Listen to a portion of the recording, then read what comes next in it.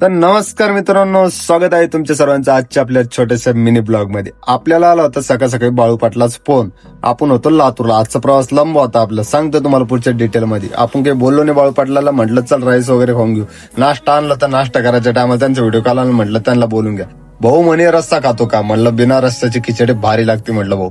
ते म्हणे ओके. मग काय आम्ही दोघांना मस्त खिचडी खाल्ली. खिचडी खाल्ल्यानंतर थंडी वाजून म्हणून अंगावर कंबल घेऊन घेतली ती पहिलेच. बघा भावांनो, भूत दिसतो की नाही मी, आईसच आपण पहिल्यापासून भूत. पण थंडीमध्ये आंघोळ करायची ती, म्हटलं चला धाडस करून पोहू. मग काय काढले कपडे, स्पायडरमॅन सारखा घुसलो बाथरूम मध्ये. बघा मित्रांनो, आहे की नाही आपण स्पायडरमॅन लोक सुक्का. मग काय आलो आंघोळ करून, कपडे वगैरे घातले, म्हटलं गाय चपलो. कसं गाय चप खाल्ल्यावर थंडी वाजत नाही, मोठ्या शास्त्रज्ञांनी सांगितले. मग काय गाय चप खाल्ली, निघालो आम्ही गाडीकडे जाण्यासाठी. आजे म्हणे चाल गाडीकडे, म्हटलं चाल भाऊ, आपलं दप्तर तर लय मोठं राहत असतं दरवेळेस. म्हणे ओके. मग काय निघालो आम्ही, पोहोचलो गाडीजवळ. गाडीमध्ये आल्याच नंतर भाऊ बसले स्टेरिंग वर. म्हटलं आता बसला, घरी जाय पण उतरून देणार नाही. म्हणे ओके. मग काय भाऊनं काढली होती. संध्याकाळी 5 वाजता इथून निघलो होतो आम्ही रायपूरला जाण्यासाठी. आजचा प्रवास आहे आपला कमीत कमी 750 किलोमीटर आणि आपल्याला जायचं नॉनस्टॉप, ते पण लग्नाचं भाडं घेऊन.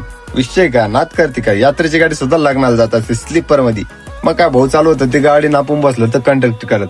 मग काय विषय गंभीर होता, म्हटलं डिझेल टाकून घे, डिझेल संपत.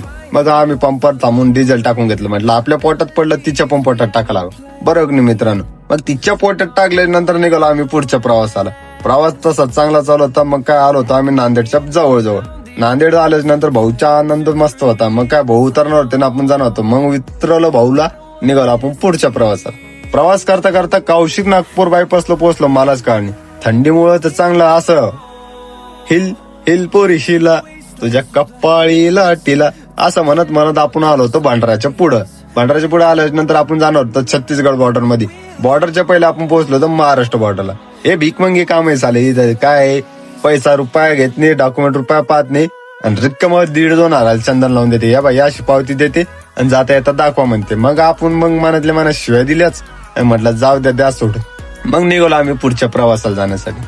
प्रवास तर तसा मस्त एकदम गंभीर चालू होता, पण थंडीमुळे हालत एकदम थंड मस्त झाली होती. मग आपण सकाळ सकाळी पोहोचलो होतो राजनांदगावच्या पुढं. आता इथून आपला प्रवास आहे फक्त 60 किलोमीटरचा. म्हटलं जरा सण ओढून घेऊ, थंडी पहा भावानो कशी छत्तीसगड मध्ये एक नंबर ना. फायनली पोहोचलो होतो मी रायपूरला. रायपूर सिटी म्हणजे एकच नंबर मित्रांनो, विषय गंभीर टॉपचा, बरोबर की नाही. मग काय म्हटलं सिटी दाखवू, म्हटलं भावानो आपल्याला जायचं मंगल कार्यालय. आम्ही पोहोचलो मग आमच्या मंगल कार्यालयावरती. असं झेंगी शेंगी स्वागत करण्यात आलं आमचं ना, की पाहून विषय गंभीर झाला. आजचा जर व्हिडिओ आवडला असेल नक्की लाईक शेअर कमेंट करा भावानो. जय हिंद, जय महाराष्ट्र.